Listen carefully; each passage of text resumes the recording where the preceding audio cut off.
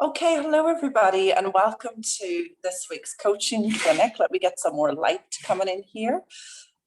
So we're talking about there's no limit to your joy this week, and this is just such an important topic. You know, I'm seeing so much around this, and I wanted to share it with you because I just think it's poignant. It's poignant for all of us that want to feel better, that want to feel good, and not just better or good, but that want to live from a place of joy more of the time.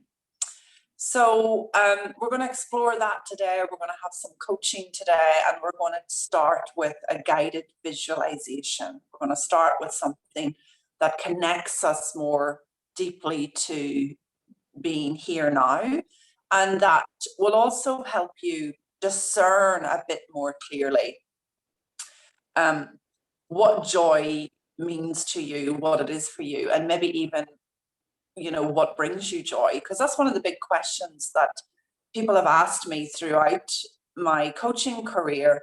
You know, they've come to me and they've said, I don't really know what lights me up. And I'm not really sure what exactly my passion is or my joy is. So if that question tends to come up for you, you know, use this vision to help you as we go through this exercise. And again, don't worry too much if you don't get a verbal answer, if you don't see an image, if you don't feel like you're getting any clarity.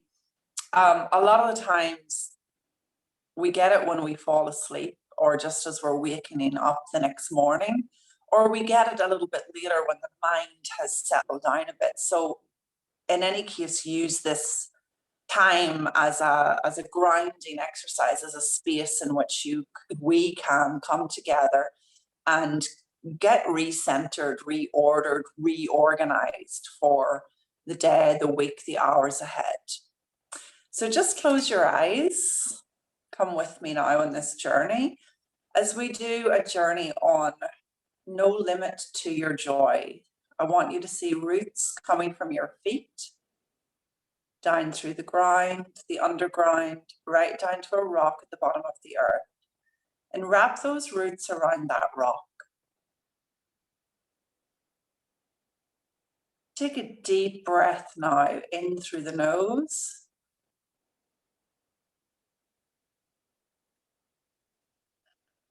And out through the nose and the mouth. Just let it out. Whatever you're holding, breathe in through the nose. And breathe out through the nose or the mouth. Letting yourself just fall into the space, into the chair, into the room. Now imagine those roots just going all the way down to that rock at the bottom of the earth. And those roots are safely wrapped around that rock. Breathing in through the nose. And out through the nose of the mouth.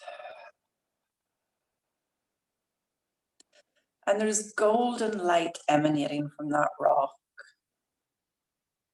I want you to see that golden light now coming up through the roots, through the underground, through the ground, through the floorboards, in through your feet, and all the way up through your body. The feet, the ankles, the shins, the kneecaps. Just see it swirling all the way up through the thighs, up through the hips, the bum, the back, the spine, the torso, the front of the chest, the rib cage.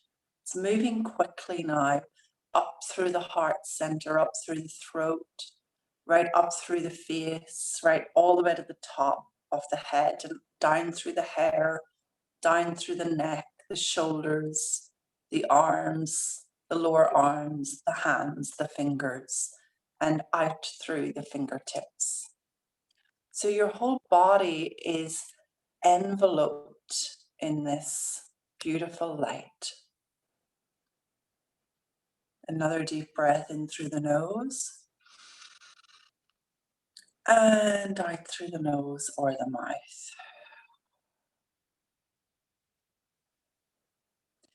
And set your intention now that whatever it is you want to get clear on about joy, that you'll do so.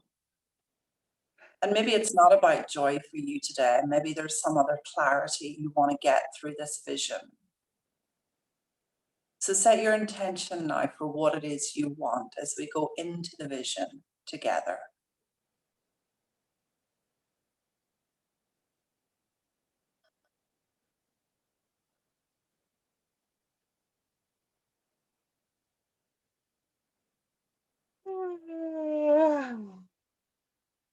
You may want to mute yourself. We're hearing people yawning. So be sure to mute yourselves. And just let yourself imagine now in front of you, beautiful golden path.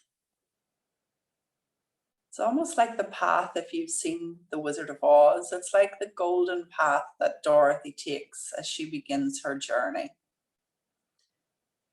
on the yellow brick road. So just see this golden path. And you're going to start walking along it. And as you're walking along it, just notice your surroundings. Where are you? What's around you?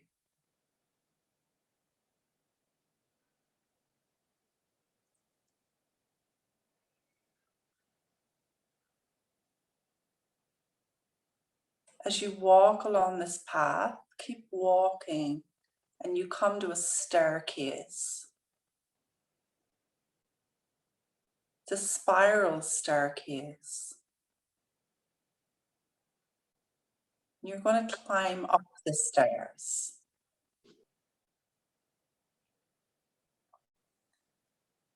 So just let yourself now climb up these stairs one by one as you go up this spiral staircase.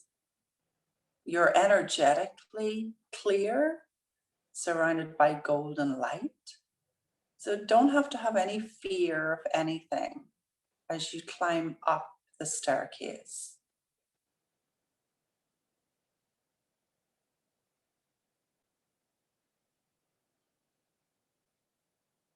As you reach the top, you're met with a beautiful vista. You can see so clearly. What is the vista for you? What are you seeing? What does this vista represent for you?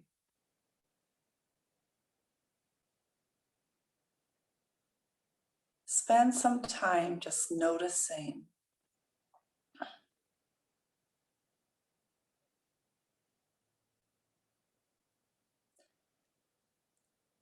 And regardless of the vista you see, I want you to imagine now to the left of you is a beautiful meadow. Walk towards the meadow. The vista is still all around you, but the meadow is calling you. There's a little blanket there, and there's a little picnic box, a wicker basket sitting on the blanket.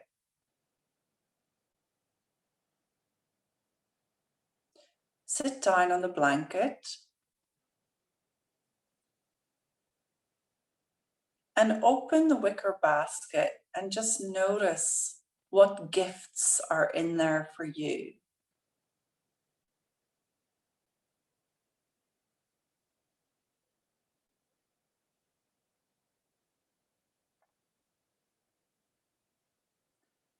Some of these gifts could be representative of what truly gives you joy in the material world.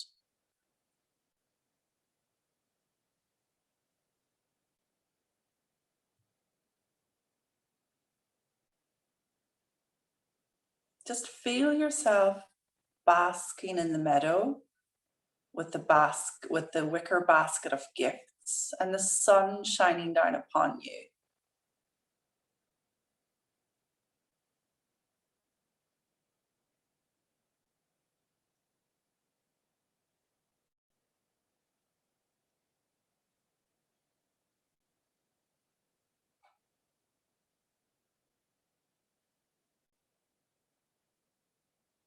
Take a moment now to just connect with your own wisdom, your higher self, or if you find it easier to connect with a guide, a loved one, a spiritual force, a religious figure, if you find that easier, then imagine yourself sitting with that person or entity now.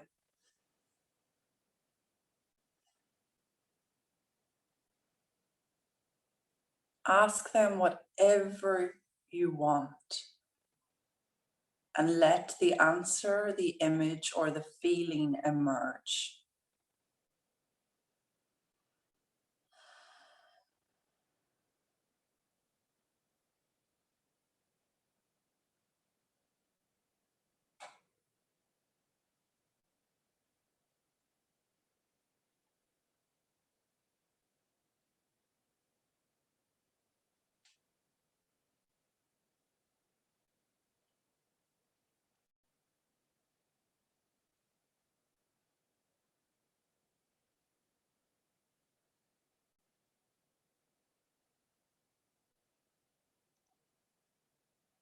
Feel yourself just enjoying the moment.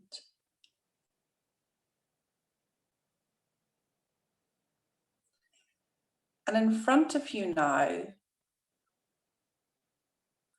you notice yourself as a little child.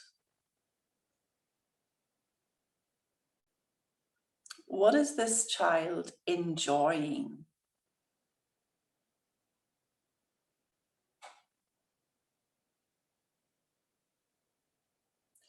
Do you still let her enjoy this now that you're an adult?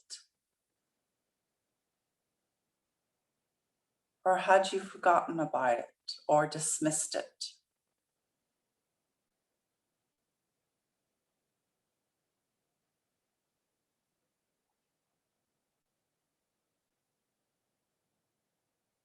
Try not to judge what she shows you or what she enjoys.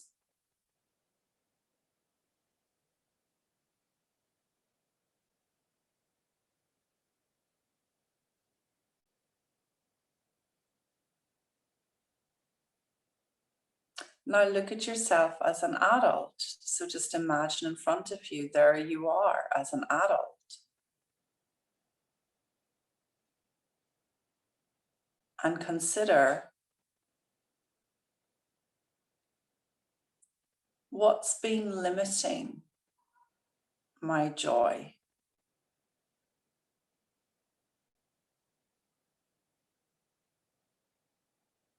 First thing that comes to mind is usually accurate.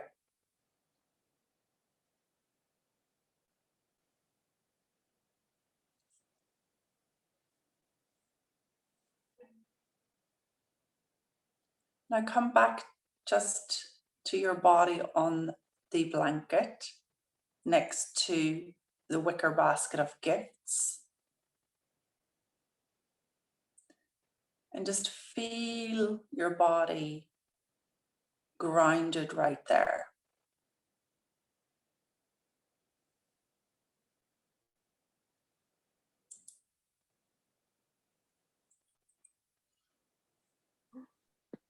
Take the gifts with you and walk away from the blanket, the meadow, noticing again the vista around you.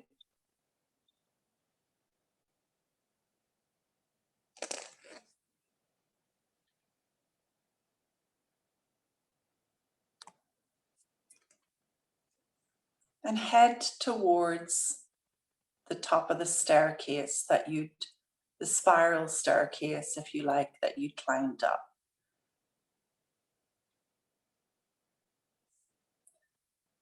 The vista and the staircase are representative of your higher consciousness. So we want to take this higher consciousness with us, even though we're going to descend down the staircase, gently down each step, all the way down.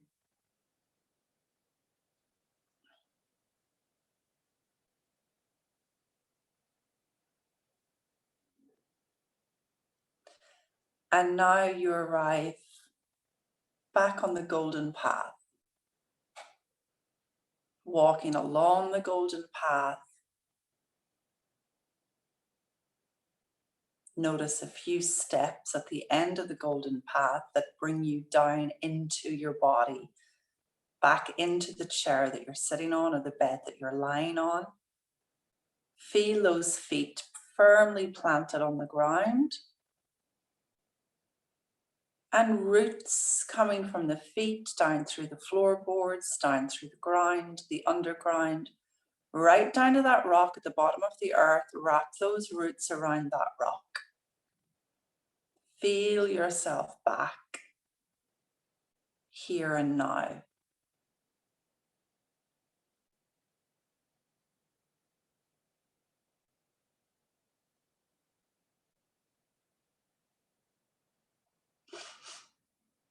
Taking your time, you can begin to open your eyes, noticing how you feel. If you need to write anything down, you can do so now.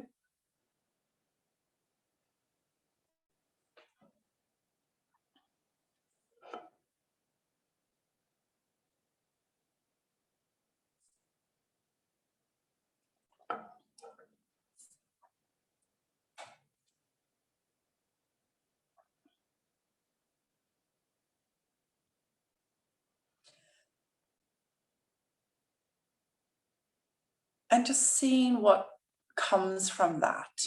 Sometimes, as I said, it comes to you in the visualization, and other times it becomes apparent a bit later.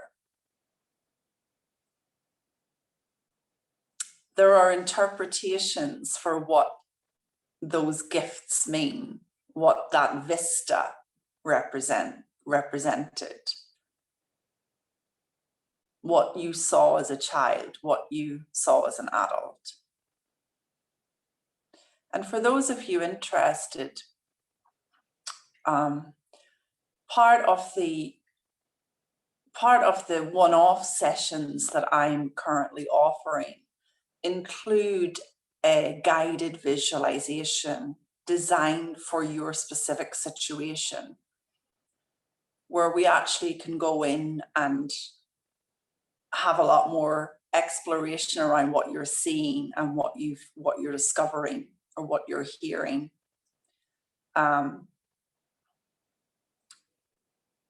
Because there's something in the exercise that seems to awaken for people a truth or a wisdom or a direction or a clarity that they just aren't necessarily accessing when they're using logic. So if you want more information on those one-off sessions that include a longer and tailored guided visualization, just message me afterwards. They're priced at £175, and they include coaching and an unrushed space of time. So hopefully through that vision, you have experienced something around joy, something that you forgot you enjoyed, or something that would give you more joy. You might also have discovered what's limiting your joy. And that's what I want to talk about now for a few minutes before we open up. What I've discovered more and more is that our innocent misuse of the mind can limit our joy as we fall into worry, as we fall into insecurity. And it's not that joy goes missing. It's not that joy suddenly goes away. It's that our joy gets clouded. And when our joy, our feelings of joy, which is our true nature, actually, feelings of happiness, well-being, and joy, when we haven't been living there for a long time, it can seem like only a little taste of that is available, when actually the opposite is what's available. Little tastes of insecurity, worry, dread, anxiety is really how it should be. And big swaths of joy and happiness and well-being is really where it's at, really what's available. Now, I want you to consider that you just haven't been accustomed to living from that space more of the time. But that doesn't mean that that space isn't available for you more of the time. And I really noticed in my own journey, especially in the last 9-10 months, I really noticed the relationship between state of mind and joy. So in a low state of mind, the joy was missing. And it didn't matter if I forced myself to do what I enjoyed, or if I followed my passions that tend to elicit feelings of joy for me. When my state of mind or my consciousness had dropped, the feeling was clouded. I didn't get worried about that. I used to be very self-concerned about my mood. I used to resist the feeling I was in, worried about the feeling I was living in. And as a result of that, you know, it prolonged feelings of anything but well-being. As I've come to understand, that I hope you will understand through each session here, as I've come to understand that all that's going on is a shift in state of mind, then I'm less inclined to try and fix my mind. I'm less inclined to be worried about what state of mind I'm in. And therefore, the mood can change more easily. As the mood changes, a bit like the weather, the sun comes out, the joy comes back, the enjoyment comes back, and a feeling of aliveness emerges. It's like a resurrection each time. Feelings of aliveness, feelings of happiness, feelings of well-being. Now, you could say, how on earth is that possible if you've just lost your fiance? If your whole world has been turned upside down and everything you had leaned your well-being on, or hooked your well-being on, has been pulled from under you.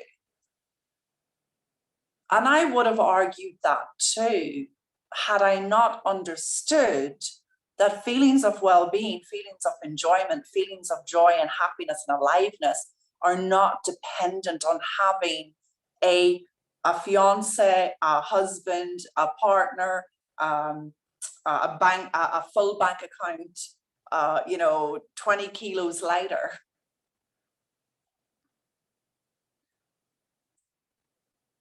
That those feelings are just our natural state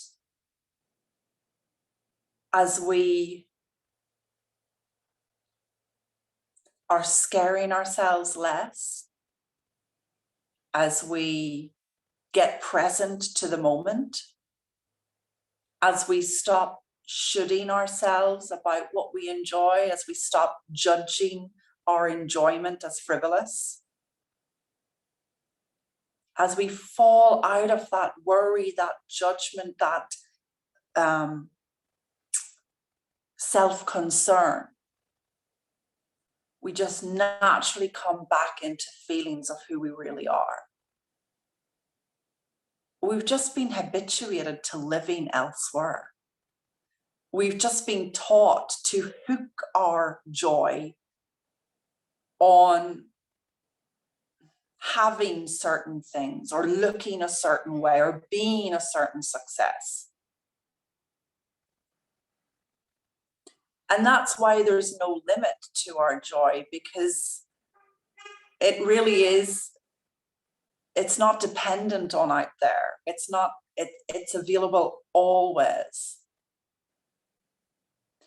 One of the strongest held beliefs I've had in my lifetime, up until probably about 5 or 6 years ago, was if I enjoy myself too much, I'll get sick. There'll be a consequence. And I remember as a young teenager, I would go to the disco, I would have a great time, I would come back, and the next day or 2 days later, I would have a throat infection. I'd have a sore throat or a throat infection. I'd always end up with something.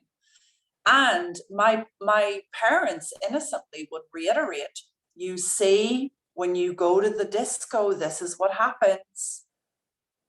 So I learned early on that if you're having too much fun and enjoyment, you're going to suffer.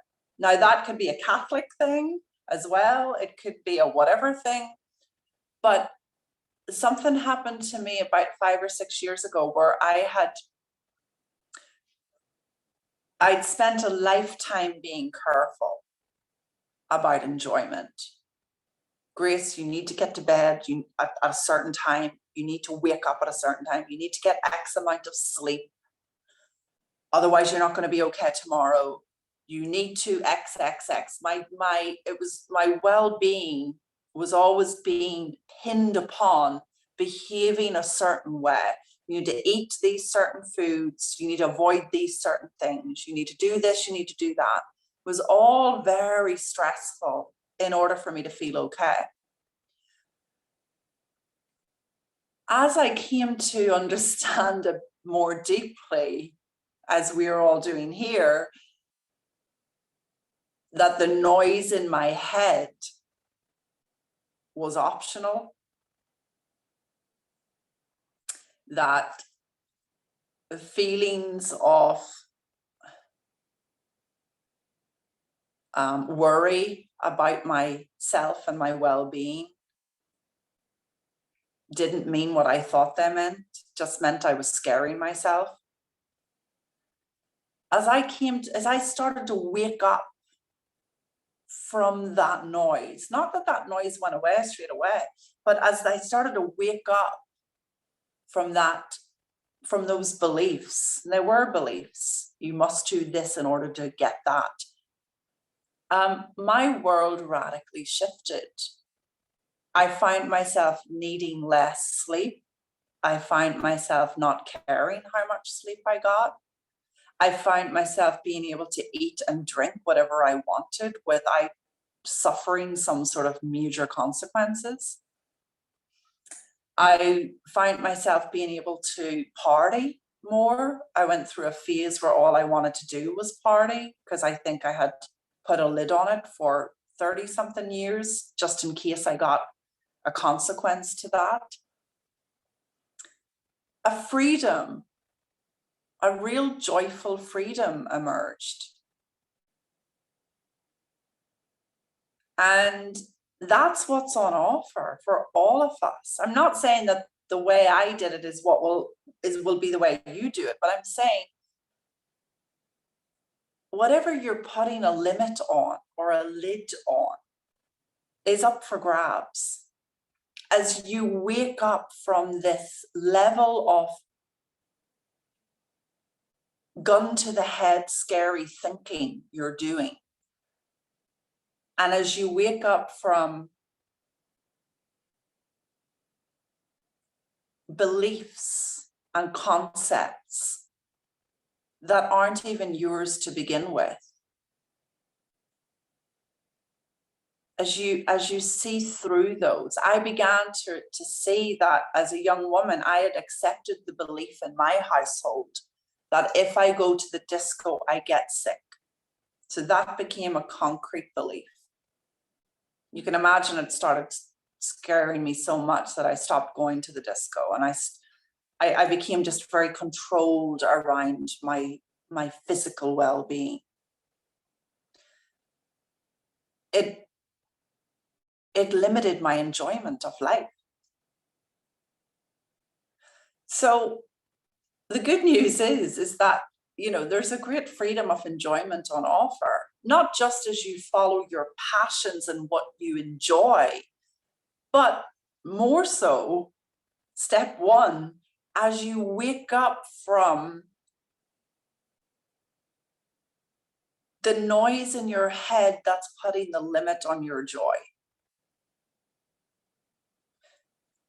I'm going to stop there. I'd love to know what you're hearing in this, what you're taking from this, what question you have, what coaching you want, what aha, it doesn't matter. Just remember, as you share, you're helping somebody else as well. So it's not just on you. If you feel urged, if you feel the desire to come on, please do so. And just unmute your line, just unmute and come on.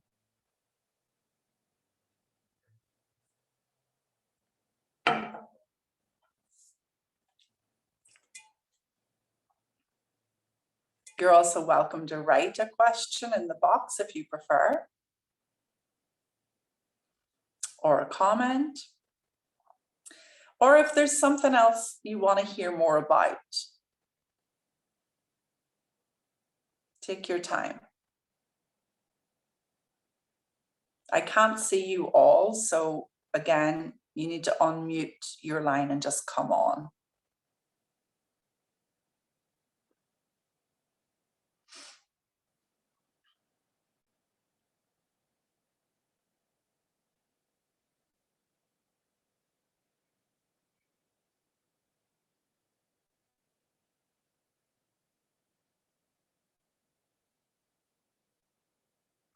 Okay, everybody's quiet today. Okay. I can say something. Okay, Grace. Yeah, Sorry, I don't have a camera on, but I don't know what my question is, but for the most of the time when I'm in a low state, I can see my thinking, my low level of thinking. I can see that's what's making me feel the way I do. And just realizing that often doesn't help. I actually use that against myself as a judgment for I should know better, you know, because I see that and I know that if I'm trying to make myself feel better, that's not the way. But you see what I mean? Because it's so obvious. I can see the stories in my mind and I can see that's creating the feeling so clearly. Do you want to speak to that? That's wonderful, because I think we all know that one. Thank you, Marta. Yeah, that's wonderful. Thank you. And you know, this is where this is what I call the extra layer of suffering that keeps us locked in it a bit. You want to honor the fact, or we want to honor the fact, because we all do this, Marta. Everyone on this call does this. We want to honor the fact that we can see what we're doing to ourselves, more so than honoring the fact that we should know better. We shouldn't be doing this, because I mean, come on, we've been studying this psychology of mind for a long time, and we know how this works. So this is where it's important that we use our free will to simply have a little bit of patience with ourselves and say, well, thank God I can see what I'm doing to myself, because if I couldn't see what I was doing to myself, the likelihood is that pattern will just continue for much longer, if not my whole life. So let yourself off the hook is what I feel like saying to you, to all of us. We have to let ourselves off the hook. We have to get over this idea that we are somehow in charge of the thinking that comes into our head. We're not. Just as you're not in charge of how the next heartbeat takes place, just as you're not in charge of, you know, where your breath comes from, you do not have control over the level of thinking or the level of consciousness you're in at any given moment. And this is where the self-help movement and some paradigms have done us a disservice, because the notion is that, you know, you can change your thinking and you can get better thinking. And yeah, you can. I mean, I still wake up in the morning and I want to set my day right with some nice affirmations and meditation and all of that. But we want to have compassion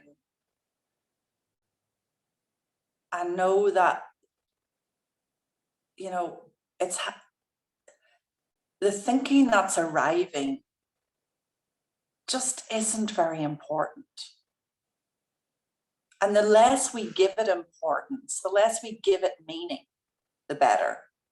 I can freak myself out about weight and all of that. And I noticed, you know, a higher level of anxiety and insecurity. And I can make up that that's because Francesco's gone, and that's because, you know, I need to pay attention now, and that's because no one's ever going to want me in the future. I mean, I can give so much meaning to the insecure thinking that comes into my head, but I really choose to see now, oh, I see what you're doing to yourself, Grace. There. Take it easy. Wow, you're hard, huh? On yourself.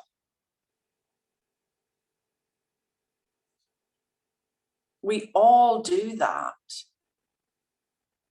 We all scare the lives out of ourselves and think we should know better. So just, in short, honor the fact you can see what you're doing and ditch the fact that you think you should know better. It's that simple. I hope that helps. Yeah, I love that, Grace. I love that. So what I'm hearing is, as I know, but it's just so nice to hear it from you, I'm not in charge, and being kind to myself, having compassion. That's the two things I hear. Not in charge, and having compassion. Beautiful. Yeah, that's it. And you know, when the mind is really busy, we don't necessarily have compassion. Nope. but you'll know by the feeling you're living in, Marta. We all do. You know by the feeling you're living in if you're being hard on yourself. And that's what we want to pay attention to. I mean, people want to pay attention to the content of their head. People want to pay attention to the thinking that they're getting. You just want to pay attention to the feeling you're living in, because the feeling is what matters. And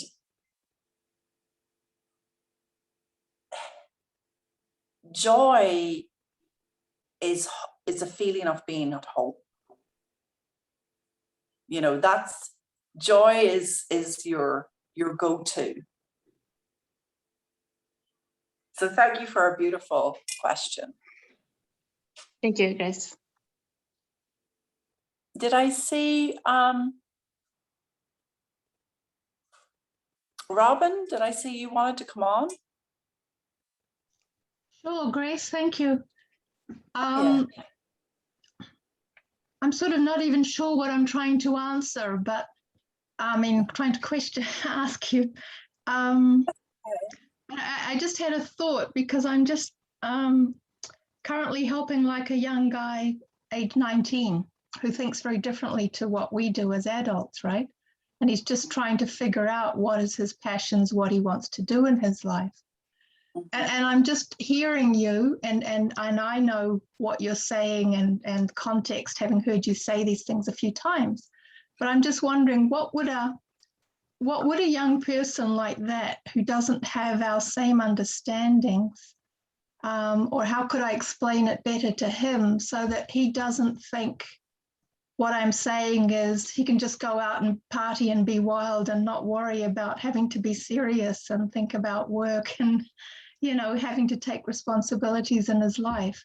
It just sort of came to me while you were saying that, thinking, can this be misunderstood by people sometimes? Or is how do we say it clearly so they can't misunderstand that? Well, there's a couple of things there, Robin, and I think the first thing that I'm sensing is if he's 19 or younger, he's got this better than any of us. Really? he's got less. He could probably teach us, is what I'm trying to say. It's my experience. It's my experience that young people aren't always so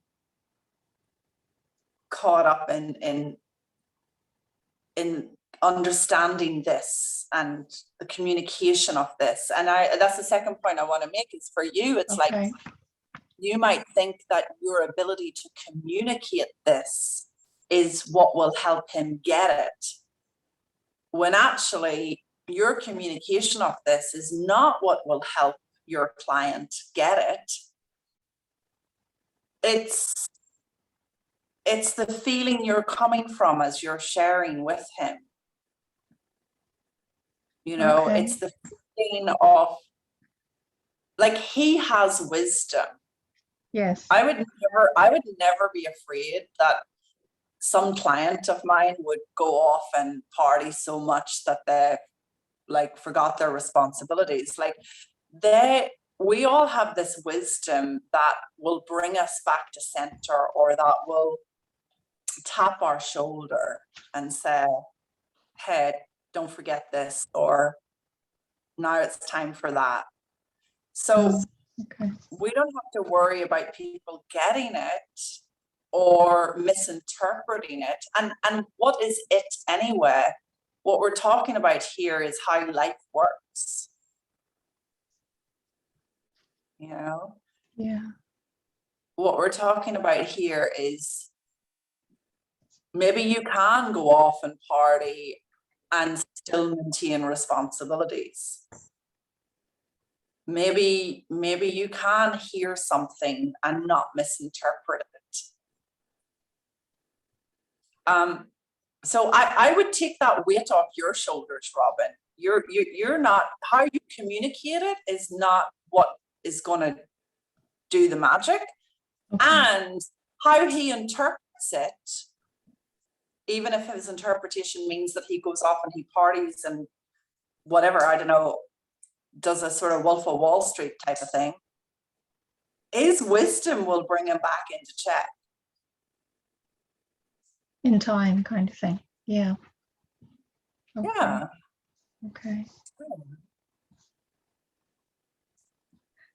Okay, interesting. Thank you. I know his mother was concerned that he sort of wasn't. He was sort of wallowing in the unknown so much and not really and directionless, and, you know, not really knowing what to do. And from recent conversations with him, his friends are really important to him. So I was just thinking, you know, he may sort of think that that's okay and his mother's being annoying kind of thing, you know. But I was going to say, are you helping the mother? She asked me, and she said he'd expressed interest in having some help to try and figure this kind of thing out. So he said he was willing. He seems open. it sounds to me like she's the one that needs the coaching session, not him. Interesting. Okay. Okay. You know, she's worried that he's going to be lost at sea. Meanwhile, he knows he's just going with the unknown and enjoying his friends. So, you know, it's always a tricky one when somebody else is referring somebody to you that thinks that they need help. It's often the person who's doing the referring that needs the session to help themselves out. Okay. Okay. Beautiful. Thank you so much. You're welcome. Thanks. Okay. I'm sure also, Robin, just because I know you, you're doing a good job. And again, it's not about how we communicate this. So don't, anybody on the call who's working with clients, don't get too concerned about how you're saying it or how it's coming across. That's not where the magic is. Anybody else? Got about 5 or 10.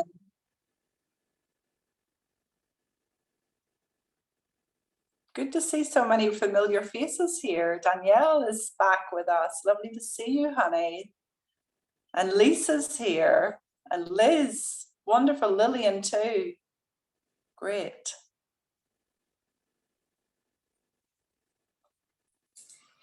So on Thursday this week, I'm going to host a webinar with my mastermind partner, Dominic Scafidi. If you haven't already seen it, I can put it in the box here. But I've been sending out a link so you can join us. We're going to talk about coming alive with joy, because this has been the conversation him and I have been having too. And he brings a really unique flavor to the conversation. He is 3 principle orientated, but he's also very much law of attraction orientated. And he's hugely successful.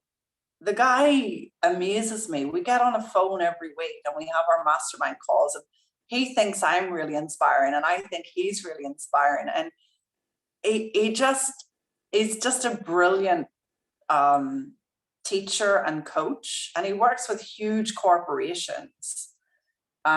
He's brilliant at manifesting. He's brilliant at how he delivers this spiritual way of living and being in such a grounded, down-to-earth manner. And he's based in Toronto.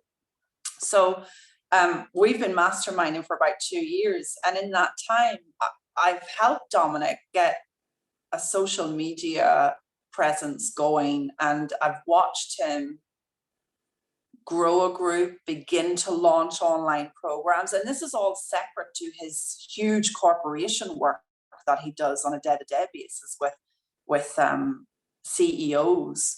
So I've watched him and supported him in getting his whole his joy business going, if you like, where he's now teaching and delivering programs around these teachings. And his Facebook group is very interactive as well. It's called Ask and It Is Given, if you're not already in there. But anyway, we're going to go deeper on Thursday on a nice webinar. We're going to share with you 3 simple steps to coming alive with joy. So if you've been living in feelings of blah, feelings of, oh, just so bored with life, or just feeling shut down, maybe you too have been through a loss and feel without direction, that webinar is going to be enlightening. It's going to be enlivening, and there will be a replay, and there'll be a very special opportunity that we share with you on the webinar for those of you that want to go deeper. I think it is www.dominicscafidi.com/coming alive. Okay, I think that's it. I can figure that out. Is there another question? Is there another comment? in the meantime, just feel free to come on.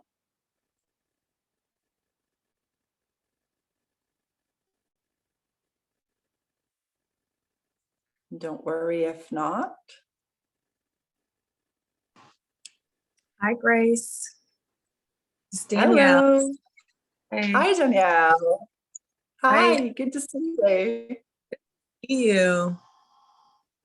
You. I don't really have a lot to say. I appreciate the people who shared today. I got something out of both of their shares. I could definitely relate to Marta, and that's been something I've been seeing fresh for myself, is that judging, that judgment that comes in when I'm trying to be with the experience as it is. I totally get that. Yeah.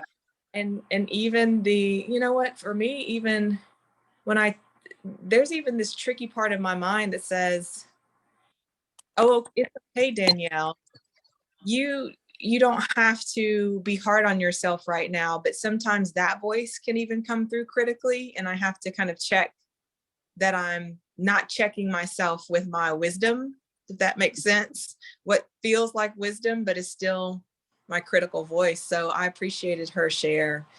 And Robin's share too. I love the reminder that when we talk and when we speak from our own place of wisdom, that it really doesn't matter how it comes out. Like, we can take all that off the table and know that it's in nobody else's insights are up to us, and that it really can just be us sharing from what we know to be true, and everything else is just, it lands where it lands. And I love the fact that the person who asks for someone else to get coached probably is the one who needs it the most. Like, that's just, so all those were gems today. So I just appreciated the conversation, and I wanted to say that when you're taking the lid off of joy, the one thing that comes to me is, I've been working full time as a pharmacist for almost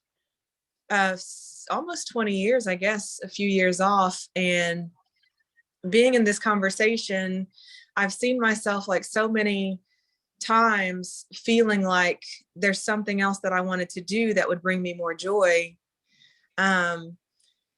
And I see that, like, what I even look to do in place of or in addition to when my current profession, it still pretty much has this flavor of similarity to it. Like, so I'm just now kind of seeing this through you talking about putting the lid on the joy, that even though sometimes when I can feel the expansiveness of being able to dream totally outside of the box, but then when I start to go for something, I'm usually going in the direction of something that is similar to what I'm already doing.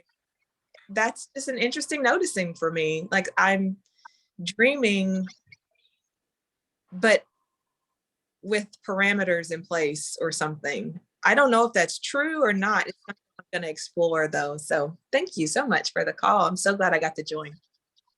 You're welcome. Yeah, and I would kind of invite you to just sit with, well, what do you make of the fact that you're pursuing similar things? Because one thing I've noticed, Danielle, with all the people that I've worked with, is that when they're wanting to change up their career or they're wanting to make some sort of transformation, it's not usually some leap from lawyer to dancer or pharmacist to car mechanic.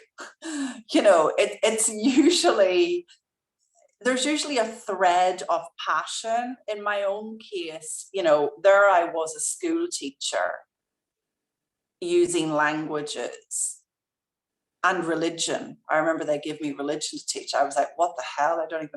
I hadn't a clue. But anyway, now my job, I'm still teaching, really. I'm still using language, really. And the religion thing is like, I've gone in the direction of spirituality. So, you know, the thread that you're seeing could be reflective of your joys, your passions, your skills, rather than could be Danielle putting a parameter on herself or not. Only you can know, which is why I would leave you with the question, well, what do you make of the fact that it's looking like similar sort of things initially? Does that make any sense, Danielle, or are you hearing anything in that? Well, you know, I didn't hear the question, so I know that there's something that you tapped on when you said putting parameters in place versus something else. I didn't even hear the something else. So there's something there. Good. Have a listen back. I can't remember the question. But that's good. That's good. Great to see you here today. All right, everybody. I have left the link for the webinar Thursday. If you want to join us, it's there in the chat box, and I'll see you all next Tuesday. And, you know, as I mentioned, I'm gently coming back into work with clients. If you are one of my clients, get in touch. You know, I'm beginning to take our sessions again. And I am also offering those one-to-one, one-off sessions alongside any collaboration I do. If you're interested in doing something like that, be in touch, because those are profound and powerful in a new way, coaching and spiritual visions and guided meditations together. Lots of love, everybody. Have a good rest of your day and look for the joy. Stay in the joy. Ciao.